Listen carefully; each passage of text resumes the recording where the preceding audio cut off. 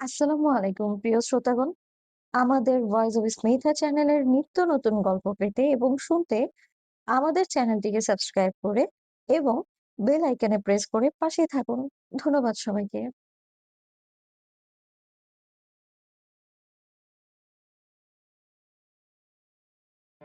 ফরিদপুরের সবচেয়ে বড় ঐতিহ্যবাহী মেলা হলো জসিম মেলা।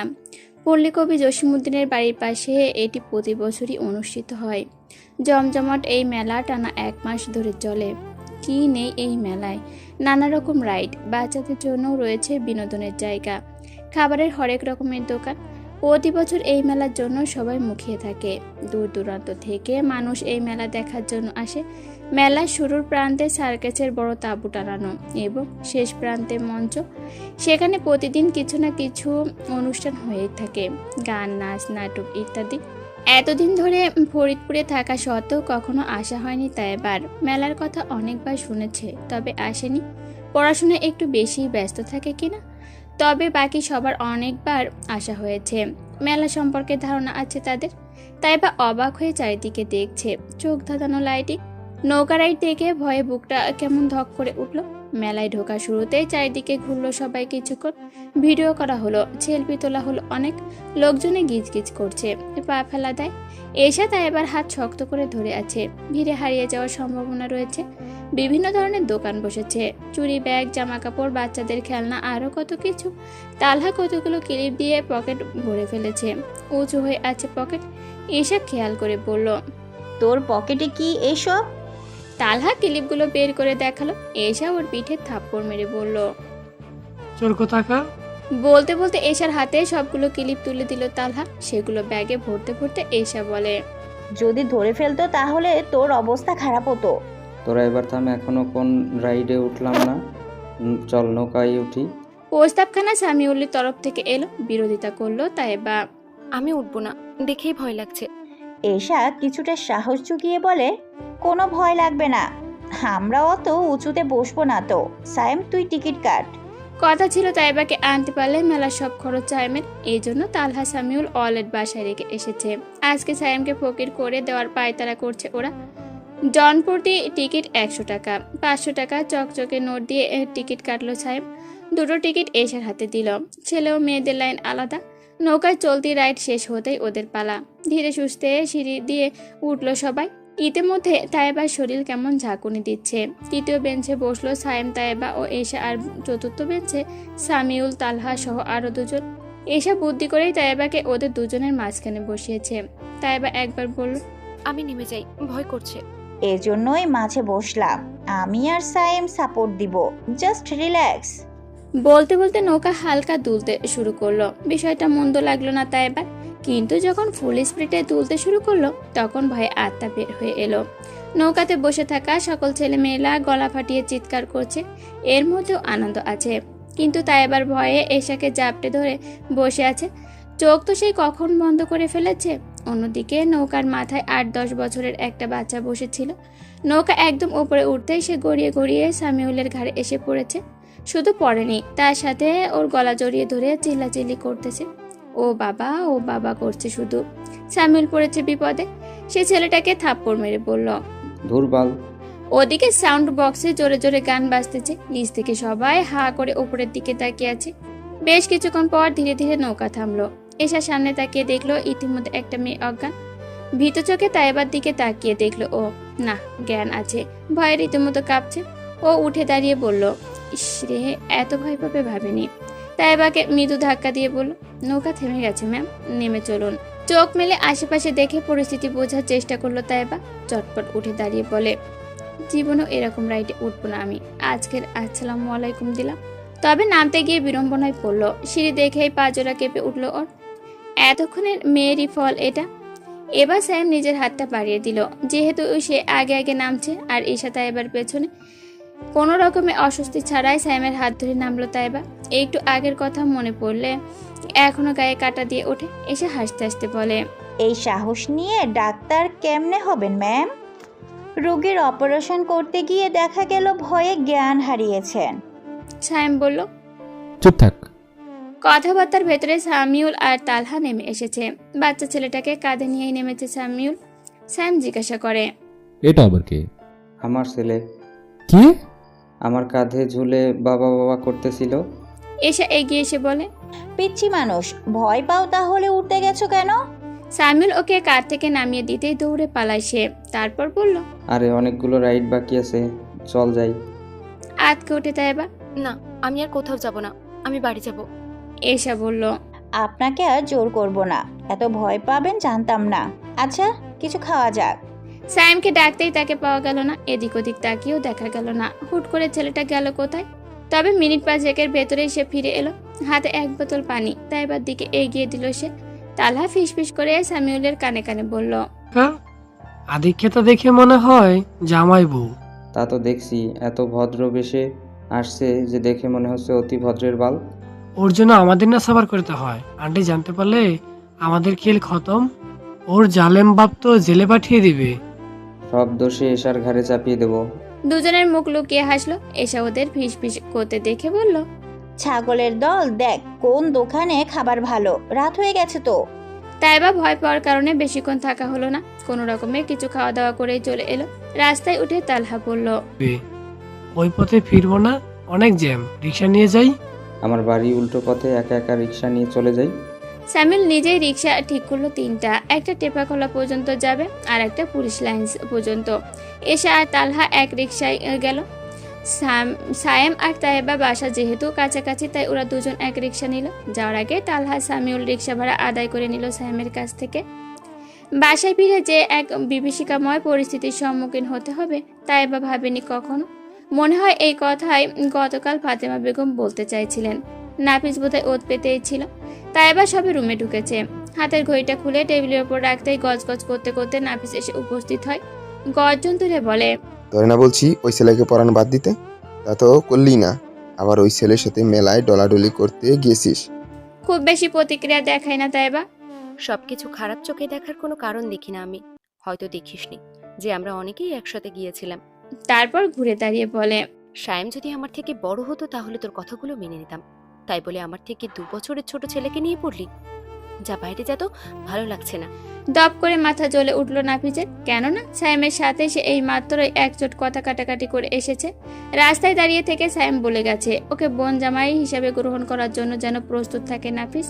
নেশা করা মানুষের সামান্য কথায় সামান্য কারণেই অনেক বেশি হাইপার হয়ে যায়, তখন তাদের কন্ট্রোলে আনা মুশকিল।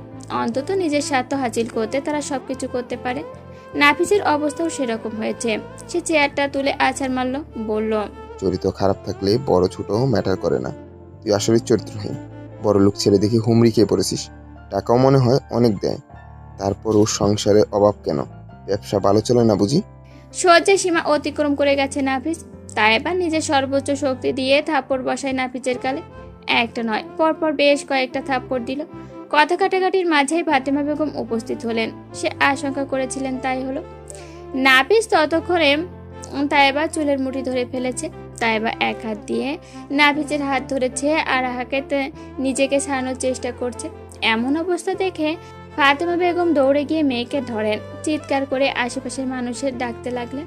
হাতাহাতির এক পর্যায়ে ফাতেমা বেগমকে ধাক্কা দিতেই তিনি ছিটকে পড়েন দেওয়ালের ওপরে। তারপর তাইবার গলা টিপে ধরে বলে। মুখে মুখে তর্ক করা বন্ধ করে দিব, তোর জানে মেরে দিব। নিঃশ্বাস বন্ধ হয়ে আসছে তাইবার, শরীর ছেড়ে দিয়েছে। তবে তৎক্ষণাৎ এলাকার মানুষজন এসে পড়ায় তাইবাকে ছেড়ে দিল নাফিস। খাটের ওপর বসে নিজেকে সামলায় তাইবা। তাকিয়ে দেখলো মেঝে রক্তে লাল হয়ে গেছে। ফাতেমা বেগম উল্টে পড়ে আছেন। তাইবা চিৎকার করে দৌড়ে মায়ের কাছে যায়। কপালে অনেকখানি কেটে গেছে, গল গল করে রক্ত পড়ছে। তাইবা নিজের ওন্না ক্ষত স্থানে চেপে ধরে বলে। কেউ একটা গাড়ি ডাকেন প্লিজ, মাকে হসপিটালে নিতে হবে। মুহূর্তেই দুজনে বেরিয়ে পড়লো আর ভেতরে থাকা কয়েকজন পুলিশের খবর দিল।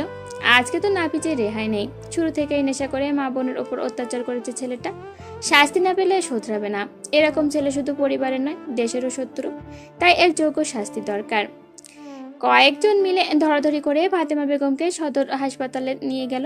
কপালে সেলাই লাগালো 4টা, বেশ গভীর ক্ষত।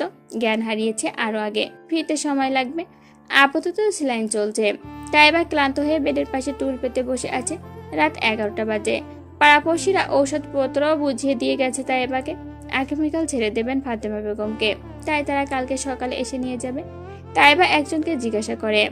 চাচা, নাফিস কোথায়? ওকে কি সত্যি সত্যি পুলিশে ধরিয়ে দিয়েছেন? তুই এখনো ওই কুলাঙ্গারের কথা ভাবছিস? তোদের জীবন তো নরক করে দিয়েছে। মা চিন্তা করবে। যাই হোক, মা তো পুলিশ আসার আগেই তোর ভাই পালিয়ে গেছে। কোথায় গেছে বলতে পারবো না, তবে তোর মাকে বলে দিস ওই ছেলে ফের বাড়িতে আসলে পুলিশ দেব সবাই মিলে। বলতে বলতে লোকটা চলে গেল। তাই এবার দীর্ঘ নিঃশ্বাস ফেলে বসে রইল, অসহায় চোখে মায়ের দিকে তাকালো। আর যদি ওর বাবা বেঁচে থাকতো তাহলে এত কিছু ফেস করতে হতো না। নাভিজ ওর কথায় কথায় এত হাইপার হতো না। আজ কেন যেন প্রচুর খারাপ লাগছে ওর, নিজেকে সম্পূর্ণ একা মনে হচ্ছে। পাশে কেউ নেই, সে একা। একটু সান্ত্বনা দেওয়ার মতো আপনজন নেই যে এই বিপদে পাশে দাঁড়াবে। আর যদি ওর মা মারা যেত তাহলে কি হতো? তাই এবার একা একা কত দূর হাঁটা যায়, কতটা স্ট্রাগল করা যায়। কেরিয়ার দিকে এগিয়ে যাওয়ার একমাত্র কারণ হলো ওর মা। সে যদি না থাকে তাহলে এত কিছু পরে কি হবে? তাই এবার কপাল চেপে ধরে বসে আছে শক্ত মনের মানুষ সে। তবু আজ বর্তমান ও ভবিষ্যতের কথা ভেবে চোখে অশ্রুরা হানা দিল। গাল বেয়ে বাড়ি ধরার মতো জল গড়িয়ে পড়ছে। চোখের পাতা বন্ধ করে কিছুক্ষণ ওভাবে বসে রইল। তাই এবার কারো পদধ্বনির আওয়াজে চোখে তুলে তাকায় সে। বিভ্রান্ত প্রতীকের ন্যায় দাঁড়িয়ে রয়েছে ছায়েম, দৃষ্টি তার তাইবার দিকে। এখন পর্যন্ত এভাবে চোখের পানি ফেলতে দেখেনি তাইবাকে। থমকে গেল ছায়েম, বুলি আড়ানোর চেষ্টা করল, কিন্তু কোনো ভাষা সে খুঁজে পেল না। নীরবতার জন্য ওকে ক্রমশ গ্রাস করে নিচ্ছে। বসো। তাইবার নির্লিপ্ত জবাব। ছায়েম তবুও দাঁড়িয়ে রইল, এগোনোর সাহসটুকু সঞ্চয় করে উঠতে পারল না। হাতের উল্টো পিঠে চোখের পানি মুছল তাইবা। ছায়েমের সামনে সে কাঁদতে চায় না, নিজের দুর্বলতা প্রকাশ করার ইচ্ছে নেই। চূর্ণ বিচূর্ণ হৃদয় একটা বাইরের ছেলেকে দেখানোর কি ফায়দা? সে পুনরায় ছায়েমকে বসতে বলে। এইবার পাশের বেডের সামনে থাকা টুল টেনে তাইবার মুখোমুখি বসে সে। কিভাবে কথা শুরু করবে তা ভেবে পায় না। এইসব ধরনের কথাবার্তা তো শেখেনি, পারতপক্ষে তা শেখানো হয়নি। তাই ও এক পলক জ্ঞানহীন ফাতেমাকে দেখে তাইবার দিকে চোখ ফেরায়, নিচু গলায় বলে। ডক্টর কি বলেছেন? তাইবা বেশ ভাঙা ভাঙা গলায় বলে, কাল সকালে যদি জ্ঞান ফেরে তাহলে ডিসচার্জ করে দেবে, আর নইলে। দীর্ঘশ্বাস পেলে তাইবা। এতেই ছায়েম বাকিটা বুঝে গেল। অপরাধবোধ কাজ করছে ভেতরে ভেতরে। আর যদি সে নাপিতের সাথে ঝামেলা না বাঁধাতো তাহলে এসবের কিছুই হতো না। তবে ইচ্ছে করে কিছু করেনি, নাপিতে তাকে রাগিয়ে দিল, এই জন্য উল্টোপাল্টা কথা বলে ফেলেছে। ছায়েম এক মুহূর্তের জন্য ভুলে গেছিল যে এই রাগ নাফিস তাইবার উপর ঝাড়বে। তখন কথাটা মাথায় আসলে নাপিতের সাথে কথা বাড়াতো না, দরকার পড়লে মার খেত, তাও কিছু বলতো না। ছায়েম আরও কিছুক্ষণ বসলো। রাত বাড়তেই সুরভি কল এলো, খানিকটা দূরে গিয়ে রিসিভ করলো। বলো। এত রাতে কোথায় গিয়েছো তুমি? খায়রুল মামা তো সব বলেছে তোমায়, তবুও জিজ্ঞেস করছো কেন? তাই বা যথেষ্ট বড়, ভালো মন্দ ও বুঝতে পারে। এখানে তোমার যাওয়ার কোনো প্রয়োজন ছিল না, আর গিয়েছো যখন ভালো কথা। কিছু ফলমূল কিনে দিয়ে এখনই বাড়ি আসো। এখানে টাকা দেখানোর দরকার দেখি না আমি। একজন মানুষ ভেঙে পড়েছে, তার পাশে থাকাটা জরুরি। তুমি তো একজন শিক্ষিকা, বোঝা উচিত ছিল তোমার। বুঝি বলেই বলছি, তুমি ছোট, এখানে তোমার কোনো দায়িত্ব নেওয়ার প্রয়োজন দেখি না আমি। তাড়াতাড়ি বাড়ি ফিরবে তুমি। বিরক্ত হয়ে ফোন কাটলো ছায়েম। তার আর কথা বলতে ইচ্ছে করছে না। আবার তাইবার কাছে ফিরে আসতে তাইবা বল উঠল, তুমি বাসায় চলে যাও। অত্যন্ত ঠান্ডা কণ্ঠস্বর। ছায়েম বলে, সমস্যা নেই, আমি থাকি। বাসায় চিন্তা করবে, তাছাড়া এখানে তেমন কোনো কিছু করতে হবে না। শুধু শুধু ঠান্ডায় কষ্ট লাগবে তোমার। আর আপনার? অভ্যাস আছে। এরপর আর কোনো কথা নেই। ছায়েম বসে রইল ওভাবে।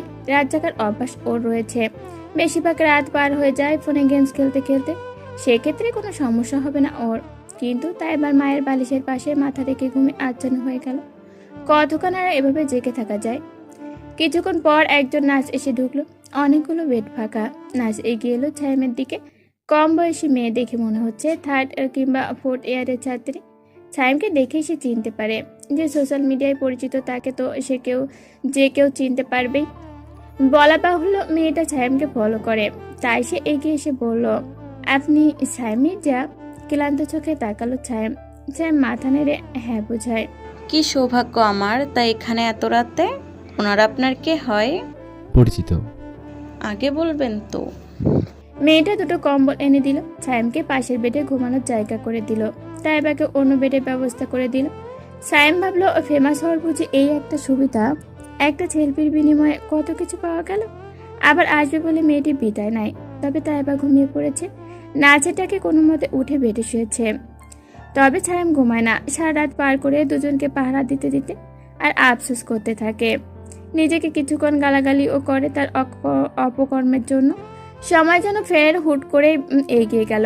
4-5 মাস নয়, এক ঝটকায় বছরখানেকের বেশি। স্থান Faridpur medical college. Taiba class শেষ করে বাইরে এসে দাঁড়ায়। এখানে এসে নতুন করে বন্ধু হয়েছে তার, ছেলে মেয়ে অসংখ্য, সবার সাথে ক্লাস করা, ডক্টরদের সাথে মেডিকেল হাসপাতালে গিয়ে রুগী দেখা, নানা ধরনের প্র্যাকটিস করা, সবকিছু সবাই মিলে করে। এছাড়াও সিনিয়রদের সাথেও সম্পর্ক সবার ভালো, তারাও জুনিয়রদের যথেষ্ট সাহায্য করে। পরবর্তী ক্লাস আধা ঘন্টা পর হবে, তাই সবাই মিলে চা খেতে এসেছে। চায়ের চুমুক দিয়ে হৃদয় বলে, তাই এবার উদ্ভাসে তো টিচার নিচ্ছে, তুই সেখানে অ্যাপ্লাই কর। যেহেতু ওখানে পড়তি, মনে হয় কোনো রেফারেন্স ছাড়াই তোকে নিয়ে নেবে। নিজের কাপে চুমুক দিয়ে তাকায় তাইবা। বৃষ্টি নামের মেয়েটা বলে, ওই যে হ্যান্ডসাম ছাত্র আছে, ওকে ছাড়তে পারবে? দুজনেই খিলখিল করে হাসলো। তাইবা চোখ রাঙিয়ে বলে, দূর, যত সব বাজে বাজে কথা। সামনেই ওর পরীক্ষা, তারপরই ছেড়ে দেব। হৃদয় তাতে সাই দিয়ে বলে, ও বেশি দিন নেই তো, তাহলে তো পার্ট চুকে গেল। আমি ফয়সাল ভাইকে বলে দেব।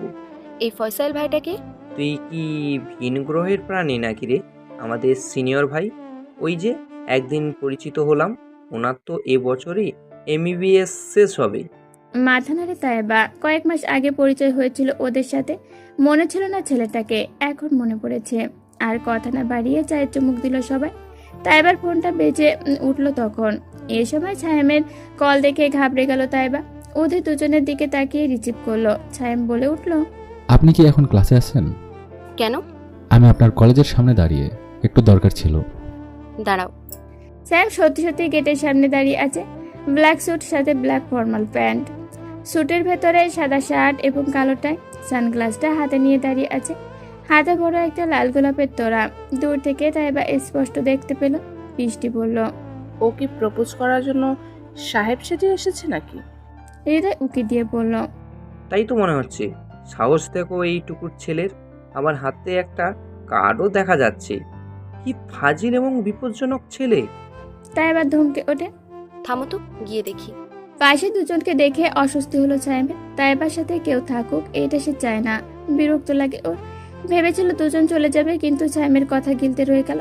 ছায়েম কিছু না বলে হাতের কার্ডটা এগিয়ে দিল। বৃষ্টি ছো মেরে নিয়ে খুলতেই মুখটা কেমন পানসা হয়ে এলো। উত্তেজনার পাশে খুলেছিল ঠিকই, কিন্তু এটা ছায়েমের রেজাল্ট কার্ড। গোমরামকে সেটি তাইবার হাতে দিল। ছায়েম বৃষ্টির কর্মকাণ্ডে কিছুই বুঝলো না। তাইবা কার্ডে চোখ বুলিয়ে বেশ খুশি হলো। 70% মার্ক পেয়েছে ছায়েম। ও হেসে বলে, ভেরি গুড। তুমি এত ভালো করবে ভাবিনি। তাই এত সেজেগুজে কোথায় যাচ্ছ? আমাদের বিদায় অনুষ্ঠান আজকে, তাই সবাই আনন্দ করছি। টেস্ট পরীক্ষার রেজাল্ট কার্ডও আজকে নিলাম, ভাবলাম আপনাকে সামনাসামনি দেখিয়ে আসি। সবশেষে থ্যাঙ্কস, অন্য কোনো টিচার আমাকে 15 দিনের বেশি পড়াতে পারেনি। মেয়ে টিচারের কাছে পড়তে ভালো লাগে, এই জন্য। মুখ ফসকে কথাটা বলে ফেলে বৃষ্টি। তাই এবার রাগান্বিত স্বরে বলে, চুপ থাকবি তুই, ক্লাসে যা। ধাক্কা দিতে বৃষ্টি আর হৃদয় চলে গেল। যারপনায় বিরক্ত সায়েম। অসভ্য মেয়ে তো, অতিরিক্ত বাচাল। এমন প্রকৃতির মেয়েদের পছন্দ নয় ছায়েমের। তাই বা কত সুন্দর, ভদ্র, শান্তশিষ্ট। যাই হোক, নিজের ভাবনা ফেলে দিয়ে গোলাপের তোড়ার তাইবার দিকে এগিয়ে দিয়ে বলে, আপনার জন্য। সন্দেহের চোখে তাকায় তাইবা। দৃঢ় কণ্ঠে বলে, কিসের জন্য? আমার সব ফ্রেন্ডরা তাদের টিচারকে কিছু না কিছু গিফট করছে, আমি কি দেব বুঝতে পারছিলাম না, তাই এটাই আনলাম। এই ছেলেটাকে এতদিন ধরে দেখেও বুঝতে পারে না তাইবা। অন্যরকম এবং অদ্ভুত প্রকৃতির সে। প্রতিটা কথায় এমনভাবে প্যাচ খুলে ফেলে যে পরবর্তীতে জট পাকানো দেয়। তাইবা অনেকবার ছায়েমকে কথা জালে আটকাতে চেয়েছিল, কিন্তু ফলাফল বারবার শূন্য। যতবার সন্দেহ করেছে ততবারই তীর অন্যদিকে ঘুরিয়ে দিয়েছে ছায়েম। এই জন্য বারবার হতাশ হয় তাইবা। হৃদয়কে ফয়সালের সাথে আসতে দেখা গেল। কাছাকাছি এসে হৃদয় বলল, ক্লাস হবে না আজকে। কেন? এখনো বলতে পারছি না। ফয়সাল ভাই মার্কেটের দিকে যাচ্ছে, এক কাজ কর, ওনার সাথে যা, উদ্ভাসে নিয়ে কথা বলিয়ে দেবে, তাহলে মাস 2 পরে ওর চাকরিটা পাবি। তাইবা মিয়ে যায়, বলে, আজকেই যেতে হবে। এবার ফয়সাল জবাব দেয়, আজকে গেলে ভালো হবে, আমার সামনে ইয়ার ফাইনাল, সব সময় তো আর ফ্রি থাকবো না। কেমন পড়াশোনা করতে হয় তোমাকে তো বুঝিয়ে বলা লাগবে না, আমি যাচ্ছি, তুমি এসো। ঘটনা খুব দ্রুত ঘটলো। ফয়সাল উদা হয়ে গিয়ে আবার ফিরে এলো তার বাইক সাথে নিয়ে। তাইবাকে উদ্দেশ্য করে বলল, তোমার প্রবলেম না হলে বাইকে আসতে পারো, আমি রয়ে যাব, তুমি না হয় ওখান থেকে বাসায় চলে যেও। এইবার তাইবার ভীষণ অস্বস্তি লাগলো, কেননা ছায়াম তখনও সামনে দাঁড়িয়ে। এভাবে কথা শেষ না করে চলে যাওয়াটা কেমন দেখায়। কিন্তু জোরাজোরিতে উঠতে হলো। হৃদয়ের ভাষ্যমতে বড় ভাই হয়তো তার সাথে যাওয়াই যায়, আর এই যুগে এসব তেমন গুরুত্ব না দেওয়াই ভালো। তাছাড়া ফয়সাল ভাই যথেষ্ট ভদ্রলোক। তবে এমন দৃশ্য যেন কিশোর সায়েমের মনে ব্যাপক আঘাত হানলো। দাবানলের মতো টকবক করে ফুটতে লাগলো শরীরের রক্ত। ফয়সা মুখটা রক্তিম হলো, চোখ ভর্তি হলো জলে, কিন্তু উপচে পড়লো না। এক ঝটকায় সাইকেলটা ঘুরিয়ে নিয়ে ঝড়ের বেগে ছুটলো। গিয়ার সিস্টেম সাইকেল, তাই গতি বাড়িয়ে দিয়ে ছুটলো সে। সময় লাগলো না বাড়িতে পৌঁছাতে, তবে গেট বেরোনোর আগেই সাইকেলটা তুলে নিয়ে রাস্তার ওপর সজোরে আছাড় মারলো। একবার দুবার নয়, পরপর বয়স কয়েকবার একই কাজ করলো। একটা রিক্সা থেমে গেল তৎক্ষণাৎ। সাইকেলের প্যাডেল খুলে দূরে ছিটকে গেছে, কয়েক জায়গায় ভেঙে গেছে। ক্লান্ত হয়ে থামলো সায়েম। গায়ের ছোটটা খুলে রাস্তায় ফেলে দিয়ে টাই টেনে খুললো। বুকের বোতাম খুলে চুলগুলো এলোমেলো করে 3 তলায় উঠলো তড়িৎ গতিতে। অন্তত 15 বার কলিং বেল চাপলো। কান ধরে গেল সবার। খায়রুল দরজা খুলতেই জোরে জোরে পা ফেলে রুমে ঢুকে ঠাস করে দরজা আটকে দিল। অথচ সে সোয়েব মির্জাকে খেয়ালই করিনি। ছেলেকে এমন হন্তদন্ত হয়ে ছুটে আসতে দেখে ঘাবড়ে গেলেন স্বামী স্ত্রী দুজনেই। এই তো হাসি খুশি ভাবে সকালে বের হলো ছেলেটা, রাত ছাড়া বাড়ি ফিরবে না সেটাও বলে গেল। অথচ এভাবে চলে এলো কেন? কারোর সাথে ঝামেলা করে এলো নাকি? সুরভি খায়রুলকে পাঠালেন কথা বলে দেখতে বলবেন, কিন্তু ছায়েম ডাকে সাড়া দিল না। সুরভি নিজে গিয়ে কিছুক্ষণ দরজা ধাক্কা দিল, তাও খুলল না। আজকে অনুষ্ঠানের বাকি সময়টা রুমের ভেতরেই কাটালো সায়েমের। এসে অনেকবার ফোন করেছে, বাকিরাও বাদ যায়নি। সায়েম কারো ফোন তোলেনি। অবশ্যই সন্ধ্যায় সকলে এসে হাজির। বন্ধুদের চাপে পড়ে দরজা খুলতেই হলো শেষমেশ। এইটুকু সময় চেহারার যা অবস্থা হয়েছে তা দেখে সবাই বিস্ময়ে চরম শিখরে পৌঁছে গেছে। এসা চোখের মুখে বিস্ময় নিয়ে বলে, এইটুকু সময়ে দেবদাসের মতো চেহারা করে ফেলেছিস? হয়েছে কি বলবি তো? তাইবা ম্যামের সাথে দেখা করতে গিয়ে কি কিছু হয়েছে? সামিউল এগিয়ে এসে বলে, প্রপোজ করেছিস নাকি? তাই হবে, তারপর হয়তো 2-4টে চর মেরেছে, এর জন্য এই অবস্থা। মুখ বাঁকায় তালহা। সায়েম বালিশ করে নিয়ে বসে আছে। আগের চেয়ে রাগটা একটু কন্ট্রোল এসেছে, তবে চুপচাপ বসে আছে। এসা ওর কাছে গিয়ে বলে, সমস্যা না বললে সমাধানের উপায় কিভাবে বলবো? তাইবা ম্যাম কিছু বলেছে তোকে? মাথা নেড়ে না বোঝায় সে। তারপর নিচু স্বরে বলল, আমায় ইগনোর করে আরেকজনের বাইকে উঠে চলে গেল। কেন গেল, কি জন্য গেল বিষয়টা আন্দাজে ছিল ছায়েমে, তবু এত রাগ হচ্ছে ওর। এসে চোখ গরম করে তাকায়। সামান্য একটা বিষয় নিয়ে এত আপসেট হচ্ছিস? তুই তো ছেলে নামের কলঙ্ক রে। আসলেও পুরুষ নামের কলঙ্ক। এখনো একটা মেয়ে পটাতে পারলো না। সামিউলের কটাক্ষ সুর। এসে ধমক দিয়ে বলল, তুই থাম। অবশ্য আপসেট হওয়ার কারণও আছে। আজ বাইকে উঠবে, কাল রেস্টুরেন্টে যাবে, পরশু প্রেম করবে, এটাই তো নিয়ম। নড়ে চড়ে বসলো ছায়েম। সত্যি? এসে আর কিছু বলল না। এখন এবার বলে সাইমের মাথা বিগড়ে দেওয়া ঠিক হবে না। সে বলে, এগুলো তো আজকালকার মেয়েদের কথা। তাইবা ম্যাম তো সেরকম মেয়ে নয়, তাই না? শোন, তুই আগে পরীক্ষা শেষ কর, ভালোভাবে অনার্সে গিয়ে প্রপোজ করে দিস। তখন তো বড় হয়ে যাবি, কেউ কিছু বলতেও পারবে না। পরবর্তীতে জবাব দেওয়ার আগেই সুরভি আসলেন। রাগী স্বরে বললেন, এসব কি বাবু? দিন দিন ব্যবহার এমন বাজে হচ্ছে কেন? তোমার বাবা কতবার ডাকলেন, এলে না? এখন বন্ধুরা আসতেই দরজা খুলে দিলে? এত বেয়াদব হয়েছো? চমকে তাকায় ছায়েম। বাবার কথা বলল মনে হয়, কিন্তু উনি তো বাড়ি ছেড়ে চলে গিয়েছিলেন, আবার ফিরে এসেছেন নাকি? কিন্তু কেন? কংক্রিটের রাস্তায় আজ ভিড়ের বহর নেমেছে যেন, কিছুতেই এগোনো যাচ্ছে না। হেরিটেজ পাবলিক স্কুল ছুটি হয়েছে মাত্র। রিক্সাওয়ালাগুলো ভিড় জমিয়েছে সেখানে, এতেই পথ আটকে গেছে। খেয়ে হারিয়ে ফেলেছে তাইবা। পাজরা আগাতে চেয়েও থেমে যাচ্ছে। এমন তো হওয়ার কথা ছিল না। খুব সহজেই সে রাস্তা পার হওয়ার অভিজ্ঞতা আছে তার। আজ যে কি হলো, শরীর কেমন অসর হয়ে আসছে। কেন যেন বারবার ছায়ামের মুখচিত্র ভেসে উঠছে। কেমন অসহায়ের মতো তাকিয়েছিল ওর দিকে, এত মায়া হচ্ছিল। ভাবতে ভাবতে রিক্সার সাথে ধাক্কা খেলো, তারপর আবার গন্তব্য ধরল।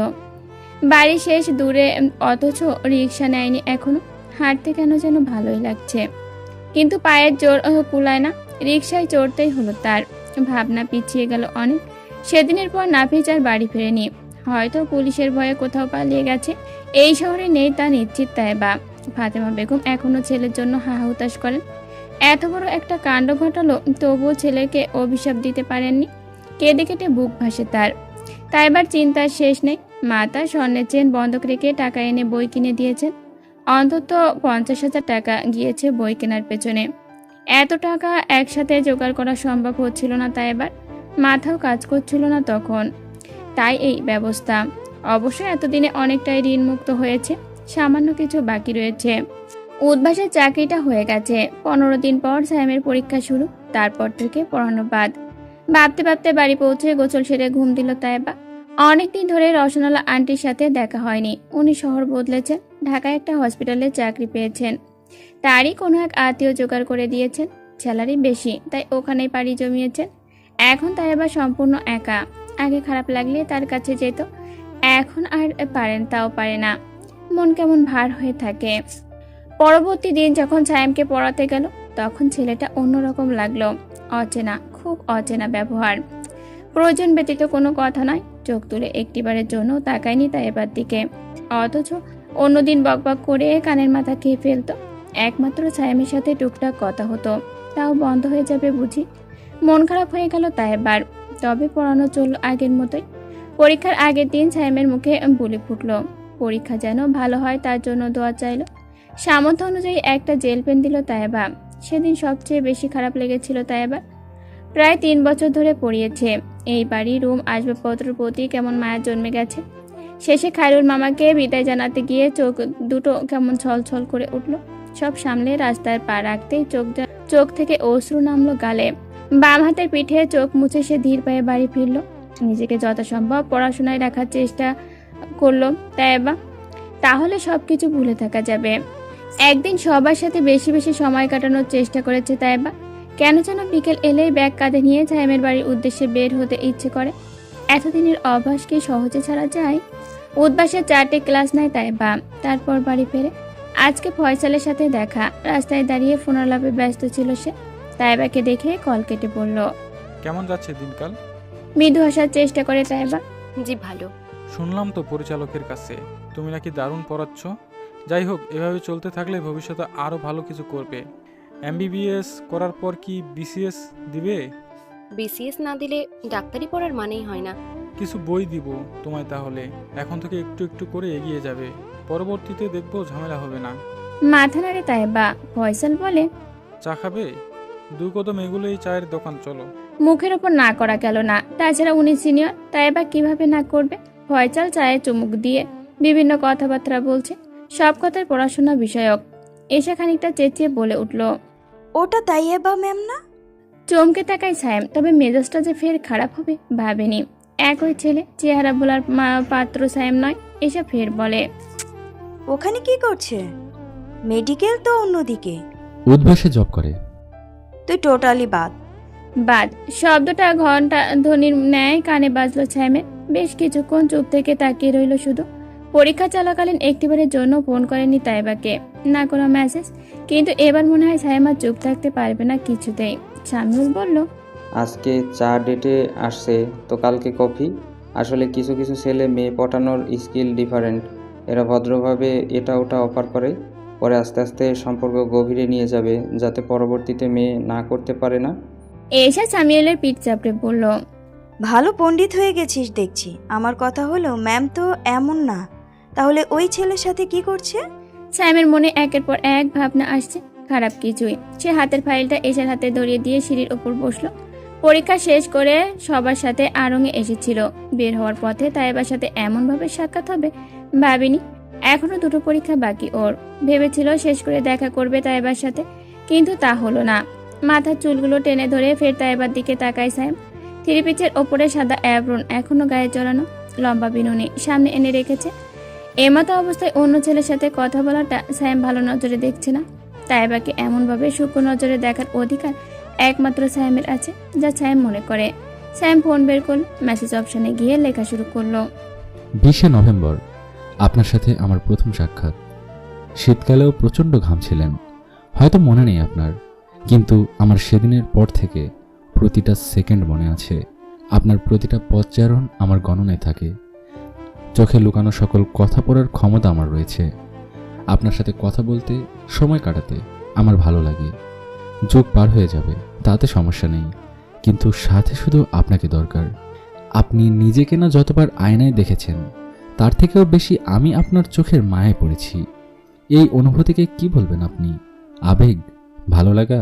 আমি তা মনে করি না। তবে এ যুগের ভাষ্যমতে যদি ভালোবাসা হয় তাহলে তাই হবে। আপনার সাথে অন্য কাউকে সহ্য হয় না। একটা অনুরোধ রাখবেন, সায়েম মির্জা ছাড়া আপনার জীবনে যেন আর কেউ না আসে। ফটাফট সেন্ড করে দিয়ে ফের তাইবার দিকে তাকালো সায়েম। এসে খপ করে ফোনটা টেনে নিয়ে বলল, কি করলি দেখি? সামিউল তালহা উকি দিল। পুরো ম্যাচের জোরে জোরেই পড়লো এসা। কম্পিত কণ্ঠে বলল, আরে এ তো প্রপোজ করে দিয়েছে। বলতে বলতে তিনজনেই তাইবার দিকে তাকালো। ফোনটা হাতেই ছিল। নোটিফিকেশন আসতেই ওপেন করলো সাথে সাথে। যেহেতু মেসেজটা কন্ট্যাক্ট নাম্বার করেছে, তাই ডিলিট করেও লাভ নেই।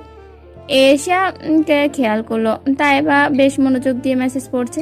তালহা সাইমের কলার ধরে টেনে তুলে বলল, শালা করলি কি? এখন ওখান থেকেই জুতা ছুঁড়ে মারবে তোর দিকে। বাঘ এখান থেকে তাড়াতাড়ি। সামিউল দ্রুত রিক্সা ডাকলো। সাইম বলল, যাব না আমি। জুতার বাড়ি খেতে মন না চাইলে চল তাড়াতাড়ি, তোর মেসেজ পড়তেছে এখনো। এশা জোর দিয়ে সাইমকে রিক্সায় উঠায়, হুট্টু তুলে দিয়ে বলে, মামা প্লেনের চেয়েও জোরে যাবা। রকেটের আগে জামু মামা। সামিউল দু হাতে চেপে ধরে সাইমকে, তারপর রিক্সায় উঠে বসে। ছেলেটা যে কত বড় বোকামি করে ফেলেছে সেটা এখন হাড়ে হাড়ে টের পাবে। ও বলল, বালপাকনামি করতে গেলি কেন বলতো? ওদিকে সবকিছু শেষ হয়ে যাচ্ছে, আমার ভালো লাগছে না রে। এক প্রকার ছটপটিয়ে ওঠে সায়েম। সামিউল বুঝতে পারে সায়েমের ব্যাপারটা, কিন্তু কিছু তো করার নেই। আরও অপেক্ষা করা উচিত ছিল সায়েমের। এরপর তাইবা কি প্রতিক্রিয়া দেখাবে তাও তো সামিউলের জানা। কতগুলো থাপ্পড় সায়েমের গালে পড়বে তার আন্দাজও করতে পারলো। ভেতরে ভেতরে সবাই যেন ভীষণ ভয় পাচ্ছে। সবাই এক হলো অম্বিকা পুকুর পাড়ে গিয়ে পরামর্শ করতে হবে এরপর কি করা যায়। এসব বুঝতে পারছে না যে কি বুদ্ধি দেবে। মাথা পুরাই ফাঁকা, মাথা হাত দিয়ে বসে রইল সে। বাকিদের একই অবস্থা হলেও সায়েম বারবার ফোন চেক করছে, যদি তাইবা কোনো রিপ্লাই বা ফোন করে, কিন্তু এখনো নতুন কোনো নোটিফিকেশন আসেনি। তালহা রেগে ফোনটা কেড়ে নিয়ে বলে, আই লাভ ইউ টু বলবে না তোকে? এত আগ্রহের কিছু নেই। সায়েম বিরক্ত হয়ে বলে, তোরা তো রাগ করছিস কেন বুঝলাম না। একদিন না একদিন তো বলতেই হতো, তাই না? এজন্য আজই বলে দিলাম। পরে যদি অন্য ছেলের খপ্পরে পড়ে তাহলে আমার কি হবে ভেবেছিস? তোরা দেখে আমার বিষয়টা সিরিয়াস নিস না। হাদারাম বলদ, তোর আরো সময় নেওয়া উচিত ছিল। তোর বাসায় যদি বলে দেয় তাহলে কি করবি? চেঁচিয়ে বলল এসা। সায়েম বলল, আই ডোন্ট কেয়ার। আরও কিছু বলার আগেই ফোন বাজলো সায়েমের। তালহা স্ক্রিনে চোখ রাখলো। সায়েম বড্ড আশা করলো তাইবার ফোনে, কিন্তু ফোনটা করলো সোয়েব মির্জা। শরীর ঝাঁকি দিয়ে উঠলো তালহার। বলল, মনে হয় তোর বাপের কাছে বিচার দিয়ে দিছে। মন খারাপ থাকলে কোনো কিছুই যেন ভালো লাগে না। পছন্দের খাবার, ঘোরাফেরা, বন্ধুদের সাথে আড্ডা দেওয়া সব কিছুই যেন বিষাক্ত হয়ে যায়। ফোনের স্ক্রিনে চোখ রেখে নিরাশভাবে তাকিয়ে আছে সায়েম। তাইবার হাসি মাখা মুখ জল জল করছে। জসিম মেলায় তোলা ছবি, সবাই কত মজা করেছিল সেদিন, ভাবতেই প্রশান্তি বয়ে যায় হৃদয়ে। অথচ আজ সেই তাইবা 7 দিন ধরে বোলা করে রেখেছে ছায়েমকে। বিষয়টা চট করে ধরতে পারেনি ছায়েম। পরীক্ষা দুটো শেষ করে তাইবাকে কল করেছিল, তারপরে দেখলো কন্ট্যাক্ট নাম্বার হোয়াটসঅ্যাপে, ফেসবুক মেসেঞ্জার থেকে ব্লক করেছে। এবার বিষয়টা ভাবাচ্ছে ছায়েমকে। তাহলে ওর বন্ধুরা ঠিকই বলেছিল, ছায়েম যদি মেসেজ না করতো তাহলে তাইবার সাথে প্রতিনিয়ত কথা বলতে পারতো, পারতপক্ষে সুন্দর একটা সম্পর্ক বজায় রাখা যেত। এখন ব্যাপারটা ঘোলাটে হয়ে যাচ্ছে। না জানি সম্মুখে তাইবা কেমন আচরণ করে বসে, তবুও একবার দেখা করা উচিত। এই ভাবনা ভেবেই পরদিন মেডিকেল কলেজের সামনে হাজির হয় সায়েম। একা আসেনি, সাথে সামিউল আর তালহা রয়েছে। তিনজনেই সাইকেল একপাশে রেখে তাইবার জন্য অপেক্ষা করছে। তবে ছায়েমের থেকে খানিকটা দূরে দাঁড়িয়ে আছে তালহা, সামিউল। সময় যেন কাটছে না ওদের। তিনজনকেই পরোক্ষ করছে কেউ একজন। তিনি হলেন এখানকার নিয়মিত মানুষ, প্রতিদিন কলেজ গেটে বসে ভিক্ষা করেন। উনি জিজ্ঞাসা করলেন, কি ব্যাপার, পোলাপাইন মানুষ কলেজে কি করে? মাথা তুলে তাকায় সায়েম, বলে, একজনের জন্য অপেক্ষা করছি। সে কি আছে বলতে পারবে? এই কলেজের মাথা নাড়ে ছায়েম। একটা পিঁপড়াও ঢুকলে আমি টের পাই। কারে খোঁজো? সায়েম এগিয়ে গেল, হাঁটু মুড়ে পাশে বসে তাইবার ছবি দেখিয়ে বলে, চেনো? চিনবো না কেন? এরা আমারে ভিক্ষা দেয়, এগো ভোলা যায়? চিন্তামুক্ত হলো ছায়েম। যাক, তাহলে তাই এবার কলেজে এসেছে। বাসায় যেতে ভয় করছিল ওর। ছায়েম ওনার পাশে বসে ইউটিউবে ভিডিও দেখতে লাগলো। এতে যদি কিছুটা সময় কাটে, পাশে থাকা ব্যক্তিটাও উকি দিয়ে দেখছে। প্রায় ঘন্টাখানেক পর কলেজ ছুটি হলো। সবাইকে বের হতে দেখে হম্বিতম্বি করে উঠে দাঁড়ায় ছায়েম। মামা, কামটা ঠিক করলা? কি করলাম? ফোনে কি সব দেখাইয়া আমার ব্যবসায় লস করাইয়া দিলা? এতক্ষণ কান্নাকাটি করলে 100 টাকা হইয়া যাইতো। তোমরা কি ধরে রাখছি না ফোন দেখতে বলছি? আজব ভিক্ষুক। তাইবা সবে বের হচ্ছিল, তবে বৃষ্টির নজরে ছায়াম পড়ল। তাইবাকে ইশারায় দেখাতেই পা থেমে গেল ওর। শান্ত চোখে দেখে নিল সায়েমকে। ভিক্ষুকের সাথে কথা বলছে যেন। ও বলে, তুই আগে যা, বলবি আজকে আমি কলেজে আসিনি। কথা মতো বৃষ্টি এগিয়ে যায় ছায়ামের মুখোমুখি হয়ে বলে, তুমি এখানে? ছায়াম সরাসরি বলে, তাই এবার মিস কোথায়? কলেজে আসনি আজকে? মিথ্যা কথাটা ধরতে সময় লাগে না ছায়ামের। সে বলে, আমি তো তার বাড়িতে গিয়েছিলাম, আন্টি বলল মিস কলেজ এসেছেন। থতমত খায় বৃষ্টি। ছেলে তো বহুত বাজি। কথার জবাব দিতে না পেরে ভেতরে আসে তাইবার কাছে। বলে, আচ্ছা বদমাইশ ছেলে, সব খোঁজ খবর নিয়ে এসেছো? তুমি যে কলেজে এসেছিল তা জানে? একটু থেমে বৃষ্টি ফের বলল, মজা করতাম ওকে নিয়ে, কিন্তু সত্যি সত্যি তোকে প্রপোজ করে বসবে ভাবিনি। তুই কি আগে থেকে কিছু বুঝতে পারিসনি? মাথা নাড়ে তাইবা। তবে কথাটা মিথ্যে। একটু হলো ছায়ামের হাবভাব বুঝেছিল সে, কিন্তু ছায়ামের কথা বারবার বুঝিয়ে দিয়েছে সেসব কিছুই না। মনে সংশয় হলেও ব্যাপারটা নিয়ে মাথা ঘামায়নি তাইবা। কিন্তু ছায়াম এত তাড়াতাড়ি এমন একটা কাজ করে বসবে এটা কল্পনাতীত ছিল। ওই দিন মেসেজটা পড়ে যে পরিমাণ রাগ হয়েছিল, তখন যদি ছায়ামকে সামনে পেত থাপড়ে গাল লাল করে দিত। নেহাতি পরীক্ষা চলছে তাই কিছু বলেনি, নাহলে সোজা সুরভির কাছে বিচার দিত। কিন্তু সময় যত কাটলো ভাবনা তত বাড়লো। তাইবা ভেবে দেখলো এসব না বলাই ভালো। তার চেয়ে ছায়ামকে অ্যাভয়েড করলেই হবে। এই জন্য সবকিছু থেকে ব্লক করে দিয়েছিল। কিন্তু এই ছেলে যে এখানে চলে আসবে বুঝতে পারেনি। সবাই এক এক করে বের হচ্ছে, শুধু তাইবা আর বৃষ্টি দাঁড়িয়ে আছে। ছায়ামকে কোরাজ করে যেতে হবে। সবার সামনে যদি উল্টোপাল্টা কিছু বলে বসে তাহলে সমস্যা। যে ছেলেটার সামনে নির্দ্বিধায় যেতে পারতো, আজকে তার সামনে যেতে সংশয় হচ্ছে, লজ্জায় নুয়ে পড়ছে। মুখ দেখাতে ইচ্ছে করছে না তাই এবার। কোন মুখে কথা বলবে ছায়ামের সাথে? এখান থেকে বের হতে গেলেও সামনে দিয়ে তো যেতেই হবে। পায়ের গতি বাড়ায় তাইবা। যত দ্রুত সম্ভব যেতে হবে তাকে। তবে ছায়ামকে বুঝি উপেক্ষা করা যাবে না। হুট করে সামনে এসে দাঁড়াতেই থেমে গেল সে। চোখ মুখ শক্ত করে তাকায় তাইবা। বৃষ্টি কঠোর স্বরে বলে, ঝামেলা করো না, যেতে দাও। ছায়াম বৃষ্টির পথ ছেড়ে দিয়ে বলে, আপনি যেতে পারেন। তুই যা। কথাটা শুনে অনিচ্ছা সত্ত্বেও বৃষ্টি প্রস্থান করলো। মনকে শক্ত করে নিয়েছে তাইবা। অত্যন্ত গুরুত্বপূর্ণ মনে করলো আজকের সাক্ষাৎকে। একটা ফয়সলা তো করতেই হবে। তবে সাইমের দৃষ্টি নত। সাহস পাচ্ছে না তাইবার দিকে তাকাতে। মেয়েটা তীক্ষ্ণ নজর যেন তলোয়ারের চেয়েও ধারালো। ঠোঁট দুটো সামান্য নাড়িয়ে পড়ল। I am sorry. কিসের জন্য? ঝটপট পোস্ট এলো তাইবার দিক থেকে। সায়েম মাথা নিচু করেই জবাব দিল, মেসেজের জন্য। তুমি বলতে চাচ্ছ যে মেসেজের কথাগুলো মিথ্যে? মজা করেছো আমার সাথে? মনে মনে ঠিক করে নিয়েছে যে মিথ্যে বলবে না সায়েম, তাই সত্য কথাটাই বলল। সব সত্যি, কিছুই মিথ্যে নয়। সাহস দেখে অবাক হয়ে যাচ্ছি আমি। আমাদের সম্পর্ক কি ছিল তা জানো না? জানি।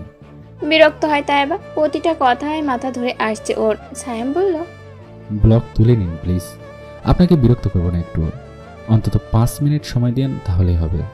আশ্চর্য, এত অন্যায় করার পরেও এসব কথা বলে যাচ্ছ। একটু ভয় করছে না তোমার? বললাম তো সরি, আমার ভুল হয়ে গিয়েছে। আর কখনো এমন কথা বলবো না। ছেলেটার কথায় এখনো বাচ্চামি স্বভাব বিদ্যমান। এই ভূতটা যে কবে থেকে মাথায় চেপে বসলো কে জানে। তাইবা কঠিন স্বরে বলল, এছাড়া কি বলতে চাও বলে ফেলো, আমার সবাই নেই। সাহস সঞ্চয় করে চোখ তুলে তাকায় সাহেব। কণ্ঠে নমনীয়তা এনে বলে, আমায় বিয়ে করবেন? কি? থরথর করে কেঁপে উঠল শরীর। অবিশ্বাস্য চোখে তাকিয়ে রইল সায়েমের দিকে। অবাধ্য সায়েম চট জলদি বলল, এখন না, সময়। কথাটা শেষ করার সময়টুকু পেল না ছায়েম। ভীষণ জোরে থাপ্পড় এসে আঘাত আনলো নরম গালে। ফলে সে চোখ বন্ধ করে দাঁড়িয়ে রইল। তালহা সামিউল থাপ্পড়ের শব্দে কেঁপে উঠল। অস্পষ্ট স্বরে তালহা বলল, ইন্দানিল্লাহ, সবে শুরু। পোলাটারে মারলো কেন? মাইয়াটা কি হয় ওর? ভাই মনে হয় দোষ করেছে তাই শাসন করতেছে। আহা, কি দিনকাল আইলো, পোলাপাইন ভালো হবে না। শালার ভিখারি দূরে যাইয়া মরো, উল্টাপাল্টা কথা বলতে আসছে। নাক কুচকে ফেললো তালা। সামিউল বলে, অশিক্ষিত ভিখারি, আর একটু সামনে চাই চল। শিক্ষিত হলে কি ভিক্ষা করতাম, মূর্খ পোলাপাইন। কথায় পাত্তা না দিয়ে সামনে এগোয় ওরা। ঝাউ গাছের পেছনে দাঁড়িয়ে কথোপকথন শোনার চেষ্টা করে। তাই এবার গলার স্বর উঁচু হয়। সে রাগান্বিত স্বরে বলে, আচ্ছা বলেছো তা এনাফ। তোমার মুখটা আর কখনো দেখাবে না আমাকে। ছি, এমনটা জানলে কখনোই তোমাকে পড়তে যেতাম না। ভালো মানুষের মুখোশ পড়েছিলে এতদিন, তাই না? আমারই ভুল, বুঝতে পারিনি। তোমার অবস্থান আর আমার অবস্থান সম্পর্কে বোঝাতে হবে না আশা করি। আমাদের পথ সম্পূর্ণ আলাদা। আজকে পর থেকে আমার সাথে কোনো যোগাযোগ রাখা তো দূরের কথা, আমার সামনেও আসবে না তুমি। বুঝতে পেরেছো? কথাগুলো বড্ড এলোমেলো। রাগের মাথায় গুছিয়ে কথা বলতে পারে না তাইবা। সব এলোমেলো হয়ে যাচ্ছে। সাইম থাপ্পড় মেনে নিয়েছে। সে জানতো এমন কিছুই হবে। সব ধরনের প্রস্তুতি নিয়েই এসেছে সে। তাইবার কথাগুলো শুনে আকতি করে বলে, আমি আর কখনোই এমন আর কোনো অন্যায় আবদার করবো না মিস। তবুও কথা বলা বন্ধ করবেন না। আমি ভুল করেছি, আজকে যা বলেছি সব ভুল। প্লিজ কথা বলা বন্ধ করবেন না, আমি থাকতে পারবো না। আর একটা থাপ্পড় দিতে হাত উঠালেও দিল না তাইবা। উচ্চস্বরে বলল, তুমি ভীষণ বেয়াদব ছেলে। লম্বা লম্বা পা ফেলে গেট পেরিয়ে রিক্সা ডাকলো তাইবা। অতি দ্রুত সে স্থান ত্যাগ করলো। স্যাম ওভাবেই দাঁড়িয়ে রইল ওখানে। তালহা আর সামিউল দ্রুত এসে জিজ্ঞাসা করলো, মারলো কেন, কি করেছিস? বিয়ে করার কথা বলেছি। সামিউল মাথায় হাত দিয়ে বসে পড়লো। তালহা সাইমের কলার ধরে ঝাঁকিয়ে বলল, এসা তোরে কি শিখিয়ে পাঠাইছে বলদা? মাপ চাওয়ার বদলে এইসব কি বললি? সামিউল বলে, তাই তো বলি যে মারলো কেন। এই আবাল নিয়ে সংসার করা যাবে না, বুঝলি? সাইম কিছু বলে না, উল্টো হাঁটা ধরলো সাইকেলের দিকে। বেকুব লোকটি উৎসুক দৃষ্টিতে তাকিয়ে আছে। সাইম সামনে আসতেই বলে উঠল, এই পোলা বোনের লগে কেউ শয়তানি করে? কি বললে? বেয়াদবি করলে তো মারবই। সাইম ঘাড় ঘুরিয়ে তালহাকে বলে। ওই বলে কি রে?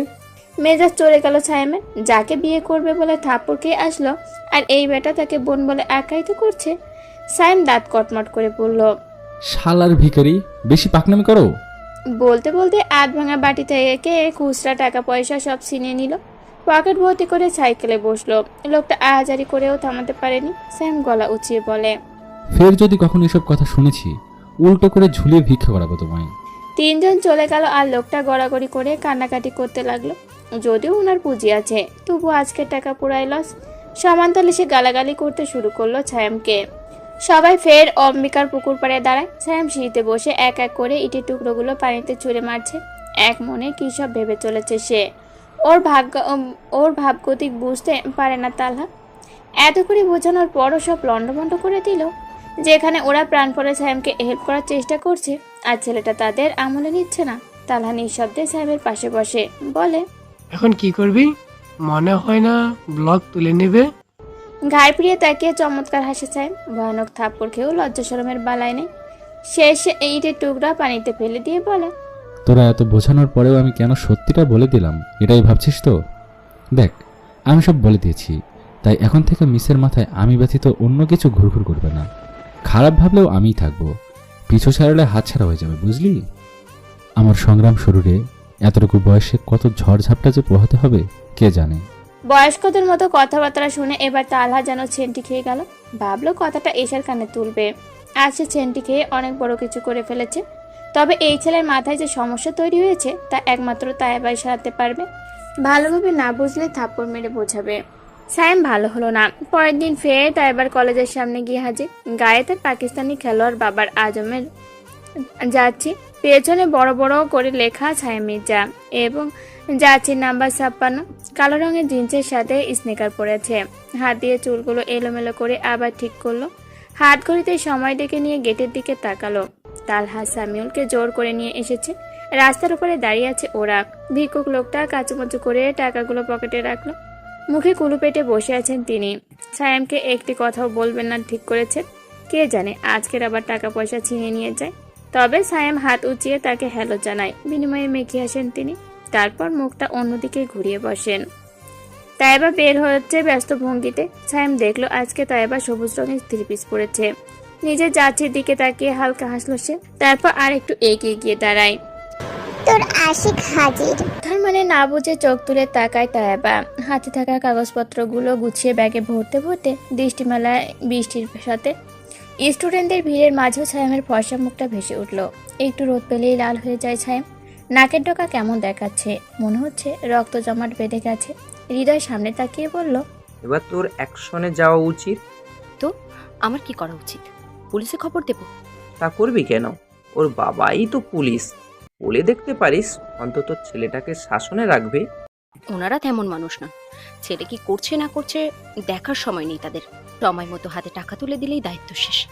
তবুও এতদিন পড়িয়েছিস, সেই হিসেবে বলা দরকার, না হলে পরে দোষ তোরই হবে। বলবে শুরুতে কেন বলোনি ইত্যাদি ইত্যাদি। তাইবা ভাবলো কথাটা মন্দ বলেনি। আজকাল যাই হয়ে যাক না কেন, দোষ তো মেয়েদের ঘাড়েই পড়ে। তাছাড়া ওদের মতো নিম্নবিত্ত পরিবারের দোষ তো অহরহ। তাইবা চুপ করে দাঁড়িয়ে রইল। আজকে কোচিংয়ের ক্লাস ওর নেই, এখন বাসাতেই যাবে। কিন্তু ওর আন্দাজে ছিল না যে আজকে খুবই ভয়ানক কিছু হতে চলেছে।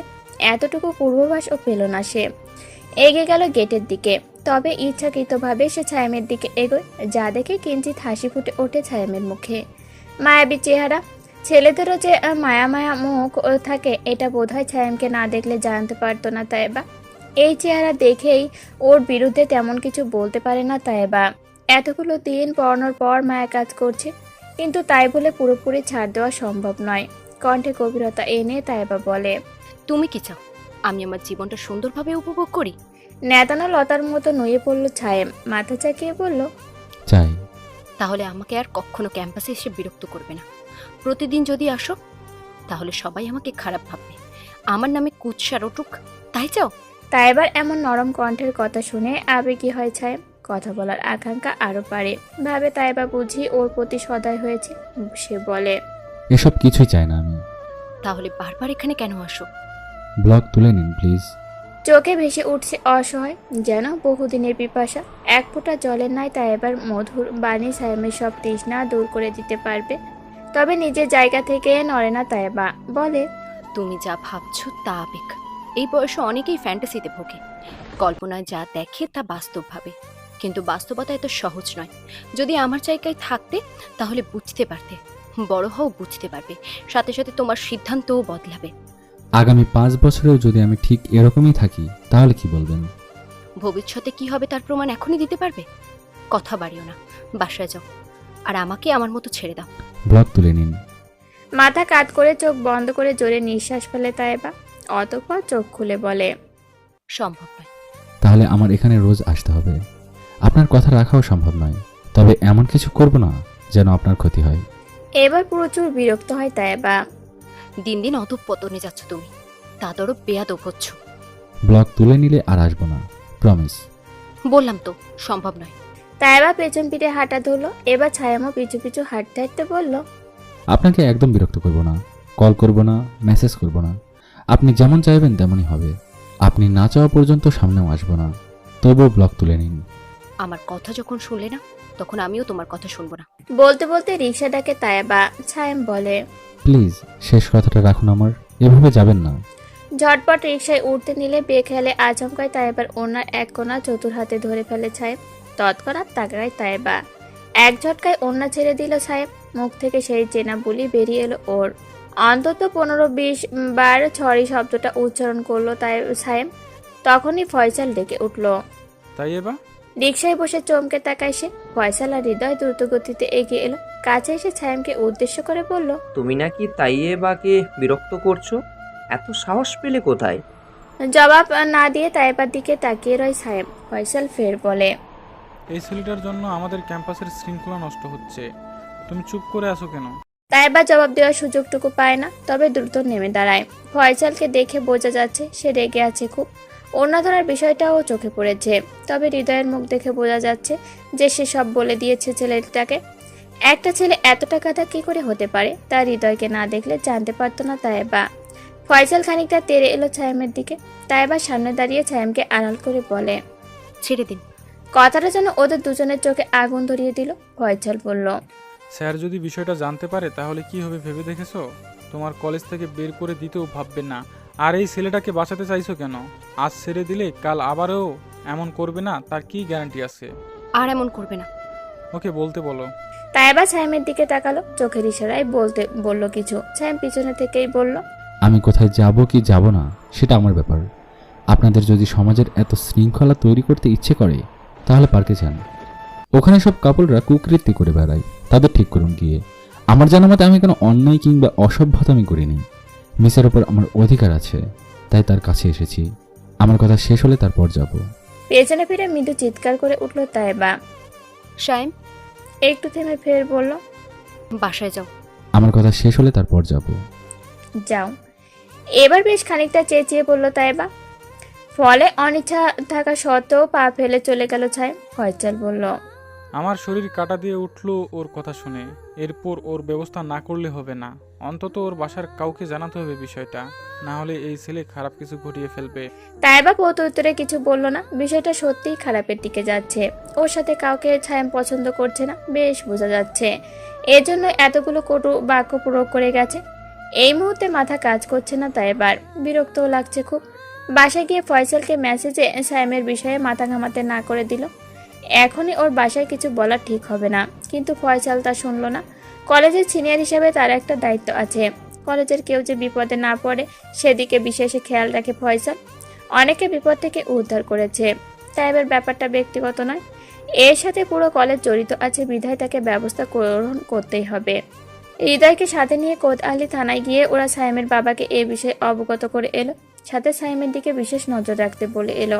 কিন্তু ওদের ভাবনার বাইরে কি হতে চলেছে তা আন্দাজও করতে পারেনি। সোয়েব মির্জা রেগে আগুন হয়ে গেছেন। দুটো ছেলে এসে তার ছেলের নামে এমন বাজে উক্তি বলে গেল, ভাবতেই শরীর কাঁপছে তার। ঘড়িতে সময় দেখলো সে 3টে বেজে গেছে। গাড়ি নিয়ে ছুটলো বাড়ির উদ্দেশ্যে। ঘন ঘন কলিং বেল বাজাতেই খায়রুল দ্রুত দরজা খুলে দিল। অসময়ে সোয়েব মির্জা বাসায় আসেন না।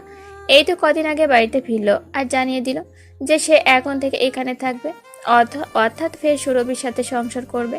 তবে এখনকার ঘটনা খায়রুল জানে না, সায়েমও জানে না। সোয়েব মির্জা আসার পর ছেলের সাথে নানাভাবে সখ্যতা করার চেষ্টা করেছে।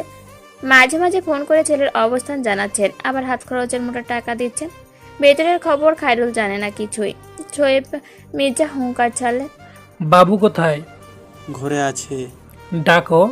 দরজা খোলাই ছিল। হেডফোন কানে দিয়ে গান শুনছিল ছায়েম। খায়রুল গিয়ে ধাক্কা দিয়ে ওঠায়। বিষয়টা আন্দাজে আসে না ছায়েমের। পরনে পাতলা নরম টি শার্ট আর ট্রাউজার। দু হাতে টি শার্ট টেনে ঠিক করতে করতে বের হয় ছায়েম। তবে বাবার দিকে চোখ তুলে তাকায় না, জিজ্ঞাসা করে, কি হয়েছে? তুমি নাকি তৈবাকে বিরক্ত করছো ওর কলেজে গিয়ে? কে বলেছে? প্রশ্ন করো না, যা জিজ্ঞেস করছি জবাব দাও। মিথ্যা, আমি শুধু তার সাথে দেখা করতে গিয়েছি। ওড়না ধরে টানাটানি করেছো? ইচ্ছা করে ধরিনি, হুট করে ঘটনাটা ঘটে গেছে। অবাক হয়ে তাকান সোয়েব মির্জা। কেমন কাঠখোট্টা ভাবে জবাব দিচ্ছে ছায়েম, যেন সে মহা বিরক্ত। কথায় তার ছেলের ভাব। সে রাগান্বিত হয়ে বলল, তাহলে আমি যা শুনছি তা সত্যি? আপনি কি শুনেছেন তা তো জানি না আমি। কিভাবে বলবো কোনটা সত্য আর কোনটা মিথ্যা? তুমি নাকি তৈবাকে পুরোটা না বলেই থামলেন তিনি। মুখে বাঁধছেন তার, তবুও বলল, বিয়ে করার কথা বলছো? এবার ছায়েম চোখে চোখ রেখে জবাব দেয়, হ্যাঁ। এভাবে চোখে আঘাত এনে কথা বলা পছন্দ নয় সোয়েব মির্জার। ছেলে তার রাগ বাড়িয়ে দিয়েছে এই কাজটা করে। তিনি বলেন, তুমি কি ভেবে বলছো যে এই মুহূর্তটা ঠিক কি বলতেছে? ভেবেই বলেছি, তাছাড়া অন্যায় কিছু তো বলিনি। আমি তো বউ গার্লফ্রেন্ড একসাথে চালাই না, সেখানে বয়সে বড় হওয়া কোনো ব্যাপার না। বেশি জোরে সোরে থাপ্পড় পড়লো ছায়েমের গালে। তবে তাইবার থেকে 3 গুণ বেশি ব্যথা লাগলো। 4 আঙ্গুলের ছাপ মুহূর্তেই বসে গেল। শরীরে সব রক্ত যেন গালে এসে জমাট বাঁধল। এতেও ক্ষান্ত হলেন না সোয়েব মির্জা। কোমর থেকে বাড়ি বেলটা খুললেন, চাবুকের ন্যায় পেটালেন ছায়েমকে। যতক্ষণ শরীরে শক্তি ছিল ততক্ষণ। খায়রুল কিছুতেই ফেরাতে পারলেন না। তিনি পা জড়িয়ে বসেছিলেন কিছুক্ষণ, তবুও কাজ হলো না। তারপর ছায়েমের সামনে দাঁড়িয়ে ওকে আড়াল করার বৃথা চেষ্টাও করেছে। বারবার তাকে টেনে সরিয়েছে সোয়েব মির্জা। তবে শক্ত হয়ে দাঁড়িয়েছিল ছায়েম। মুখ দিয়ে কোনো শব্দ বের হয়নি। ক্লান্ত হয়ে ছায়েমকে ছেড়ে দিল সোয়েব মির্জা। তখন টলমল করছে ছায়েমের পা জোড়া। আঘাতে ক্ষতবিক্ষত হয়েছে নরম শরীরখানা। এতেও রাগ মেটেনি সোয়েব মির্জা। তিনি ছায়েমকে টেনে রুমে নিয়ে আটকে রাখলেন। খায়রুলকে উদ্দেশ্য করে বললেন, ও যেন বাড়ি থেকে না বের হয়। গাড়ি নিয়ে চলে গেলেন তিনি। খায়রুল হন্তদন্ত হয়ে সুরভিকে ফোন করলেন। অনেকগুলো ফোন করেও তার হুদিশ পাওয়া গেল না। রুমে গিয়ে দেখলেন জ্ঞানহীন হয়ে বিছানায় পড়ে আছে ছায়েম। কাঁদতে কাঁদতে তিনি ছায়েমের মাথা কোলে তুলে নিয়ে ডাকলেন বার কয়েক। সাড়া না পেয়ে তিনি জোরেই কেঁদে উঠলেন। নিজ সন্তানের মতো লালন পালন করে আসছেন ছোটবেলা থেকেই। সেই ছেলে এমন মুমূর্ষু অবস্থায় পড়ে আছে, ভেতরটা কেমন জ্বালাপোড়া করছে। উপায়ন্ত না পেয়ে সামিউল তালহাকে কল করেন। ওরা মুহূর্তেই ছুটে আসে। বন্ধুর এমন অবস্থা দেখে বুকটা মোচড় দিয়ে উঠল ওদের। তবে এখন ভেঙে পড়লে চলবে না। সায়েমকে দ্রুত হসপিটালে নিতে হবে। কাছে সদর হসপিটাল, সেখানেই নিয়ে গেল সায়েমকে।